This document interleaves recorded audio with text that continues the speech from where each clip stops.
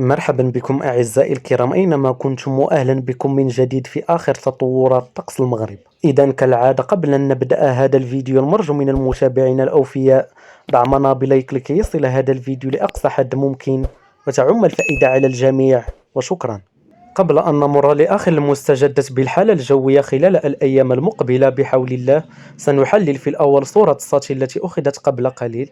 من خلال تحليلنا لصورة الساتي تبين لنا أجواء غائمة بالنصف الشمالي للمملكة، لا سيما بمرتفعات الأطلس والريف والواجهة المتوسطية والمنطقة الشرقية والمناطق الداخلية للمملكة، وتقدم سحب أخرى منخفضة للمناطق الشمالية أو الشمال الغربي ستنتج بحول الله خلال الليلة الموالية وصباح يوم غد عن بعض الزخات المطرية المتفرقة. ما عدا هذا ستبقى السماء صافية إلى قليلة السحب بباقي ربوع المملكة.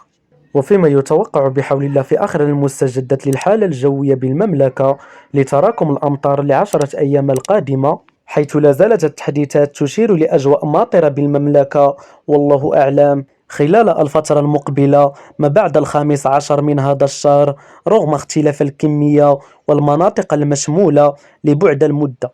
إذا بحول الله الأمطار حاضرة بالمنطقة الشرقية أو الشمال الشرقي حسب هذا التحديث، بتراكم على العموم سيكون ضعيف إلى معتدل شيئا ما، وبطول الواجهة المتوسطية بتراكم ضعيف للأمطار والله أعلم، ولكي تصبح هذه الزخات المطرية بتراكم معتدل لا سيما بغرب الواجهة المتوسطية ووصولا للشمال الغربي، ومحليا قوية بتراكم هام بمرتفعات الريف الغربية. ولكي تمتد هذه الأمطار والله أعلم بتراكم على العموم سيكون ضعيفا بطول السواحل الأطلسية الشمالية الواقعة بين طنجة والجديدة والمنطقة الغربية، ووصولا لمرتفعات الأطلس المتوسط ومنطقة سيس والماس. لكن أعزائي الكرام كالعادة تبقى هذه مجرد توقعات قابلة للتغيير في أي لحظة، العلم عند الله عز وجل، نحن نتابع.